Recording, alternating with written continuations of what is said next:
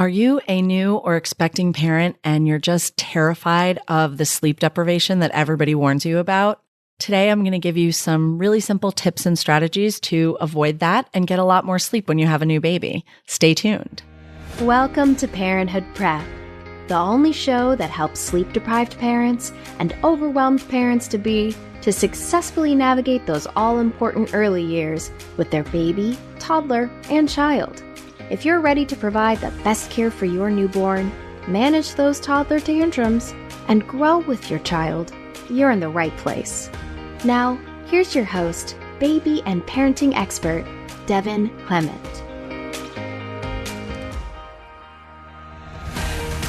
Hello, and welcome to Parenthood Prep, a new podcast for parents and people preparing to be parents to help make the journey more delightful and way less miserable. I'm Devin Clement. I'm the founder and CEO of a company called Happy Family After. We have been providing newborn care and baby sleep training for over 12 years to clients in the New York City, New Jersey, Philadelphia area. But I personally have been providing care to children and families for over 30 years.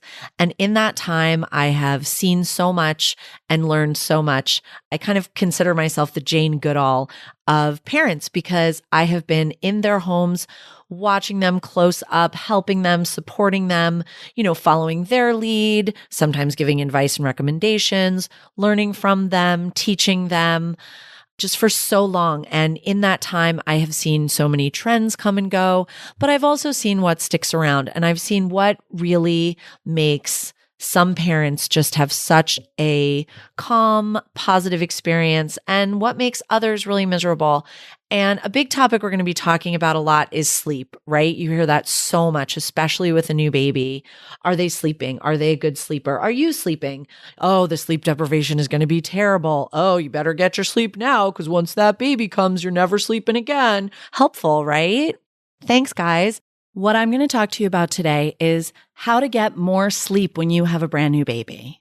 First and foremost, something that I think a lot of new parents, especially first-time parents, really struggle with and take a while to understand is that your life is very different now. And I know that sounds really obvious. Like, of course, your life is different. You have a baby now, but there's so many other aspects of your life that are going to change that you don't even think about.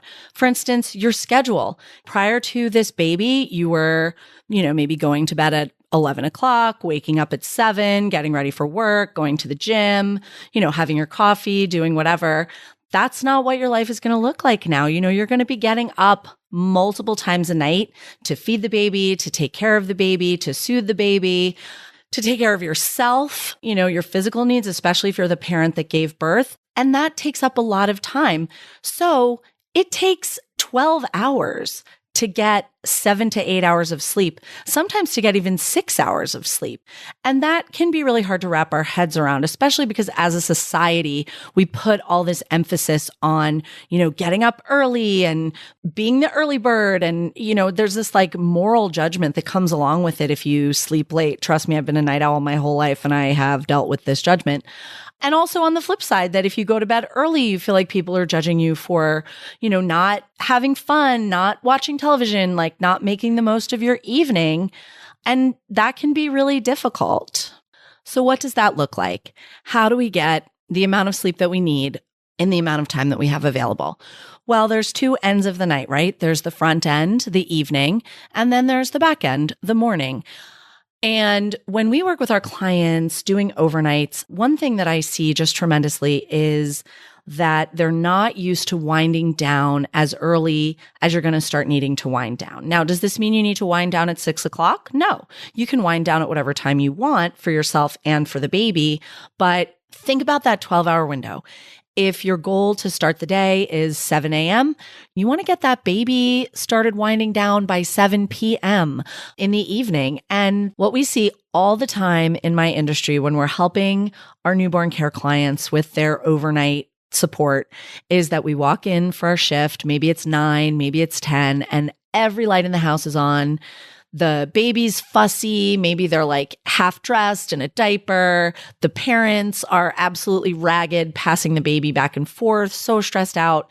Dinner's on the table. either half eaten or not eaten at all. The television's on and everybody's just really frazzled. And we don't want that for you. We don't want that for your baby. We don't want that for you and your partner. We don't want that for anybody. So we come in and we take the baby and we get the baby dressed in pajamas and swaddled up. And yeah, maybe they're fussy and crying during this process, but the goal is to get them to where they want to be, which is calm and asleep. So we get the baby all ready to go. We start turning off lights as we go. We turn off the television. I go into, a dark room, a quiet room, maybe the nursery, maybe the bathroom. I get the white noise machine going, put in the pacifier if they're using a pacifier, and I just get that baby settled without all of this overstimulation that's going on that the parents didn't even really notice because it's just constantly on in the background, and you can completely lose track of time when you have a newborn.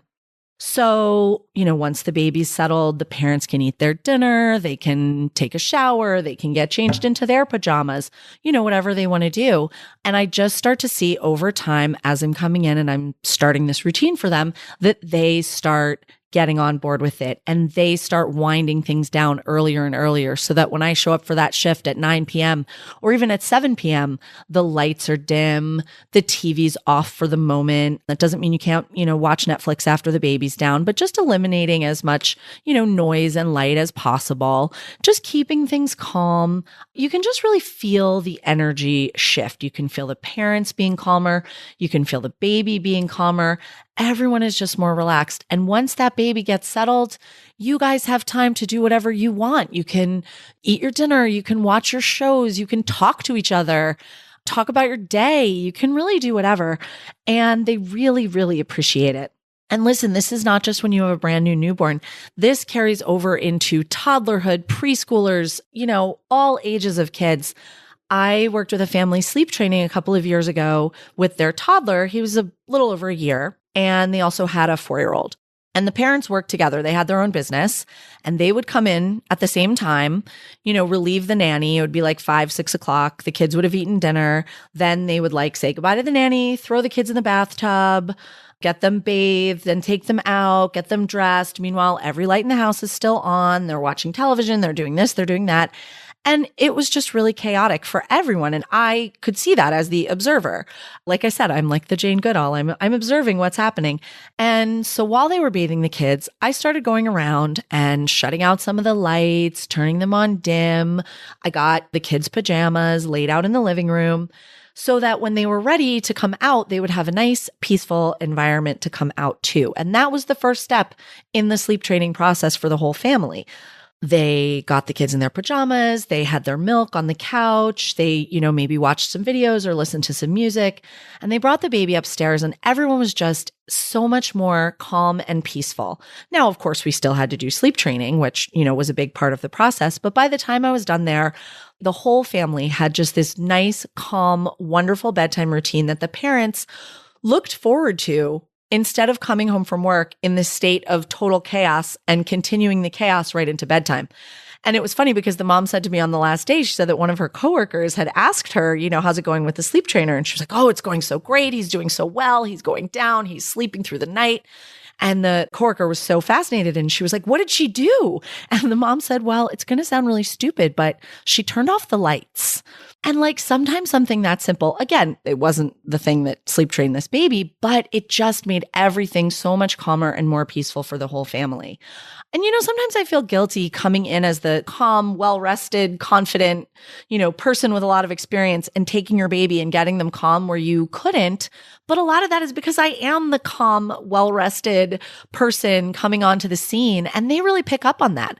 So if your energy is really tense and you're stressed and anxious and you're flustered because the baby won't calm down, you got to do whatever you can to calm yourself, because they really pick up on that. They look to you, they look to us adults, but especially to their parents to tell them how to feel. So if you're frazzled and flustered, they're going to be too. So just work on getting yourself really calm, whatever that takes. Remove all of that stimulation and get everybody settled a little earlier. Now we've got the baby down for an early bedtime. You guys are winding down. The lights are dim. You're in your pajamas. You're getting ready to go to bed. And the baby's awake. They need to be fed. They need to be changed. They need to be soothed, whatever. Take turns. switch off. One of you go to bed and let the other one handle it. Talking about accepting help and how to really help each other is actually going to be a whole other podcast episode, probably several, and a running theme throughout. But think about, how you can take shifts to work together during the night. Even if one of you is breastfeeding, body feeding, there's plenty that the other partner can do, or whoever you have helping you, the other person can do to really help and support you during the night. Now let's talk about the back end of the night. The morning. How can we get more sleep when we're exhausted from waking up multiple times a night? It's actually really simple. And this is something that is such a game changer for the clients that I work with that I just wish I could shout it from the rooftops. Go back to sleep in the morning. It is actually pretty difficult to take a nap even when you're exhausted. You start your day, you get up, you have your coffee, you start talking, your brain kind of turns on, you start looking at your phone, and then you want to wind down in a hot hour that you have to take a nap. And it's so hard to do. The day is bright. You're started a million tasks and conversations, and you don't know when the baby's going to wake up. It can be really challenging to take a nap. So I would so much rather see you. I would so much recommend going back to sleep in the morning. When that baby wakes up for the 6 or 7 a.m. or whatever that early feed is, don't start your day then. You don't have to. You don't have to have your coffee. You don't have to take a shower. You don't have to respond to text messages that you got during the night. You can go back to sleep. The added bonus is that babies tend to do a really good stretch in the morning, for that first nap. They might be a hot mess between 4 and 6 a.m., but once they've had that 6 or 7 a.m. feed, they're usually pretty ready to conk back out. And yes, your routine might have been to get up at that hour and start your day, but it's not anymore. Your life is different now. So when I'm with a family and, doing 24/7 or staying with them into the morning, we do that first feed and I get everybody packed back off to bed. The baby goes back to sleep. The parents go back to sleep and I go back to sleep because I need to catch a couple hours to, help them with their day.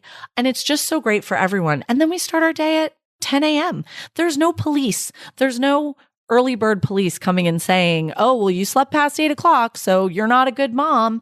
Now, if you have other kids, this can certainly be a lot more challenging. So that's where I would recommend, either getting some additional support in the morning or doing that real early night bedtime that I suggested before. Get yourself in bed at 7 or 8 if you have to get up at 7 or 8.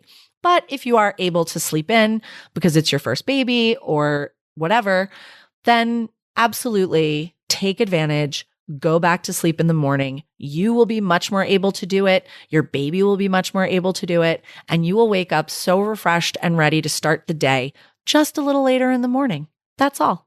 It is so hard to feel like we're less capable than we used to be just because we have a baby now. But especially in those first few months, so much of your physical, mental, and emotional energy is being devoted to this baby that getting as much sleep you can to replenish that for yourself and for them is absolutely the best gift you can give to your baby and you. To celebrate the launch of the show, I'm going to be giving away a $100 gift card to bookshop.org to 3 lucky listeners who follow, rate, and review the show on Apple Podcasts. It doesn't have to be a 5-star review, although I sure hope you love it. I want your feedback so I can create an awesome show that provides tons of value and to spread the word so that lots of people can benefit from the podcast. Visit happyfamilyafter.com/podcast launch to learn more about the contest and how to enter. Be quick. I'll be announcing the winners on the show in an upcoming episode. Thanks for listening to this week's episode of Parenthood Prep. If you want to learn more about the services Devin offers, as well as access her free monthly newborn care webinars, head on over to www.happyfamilyafter.com.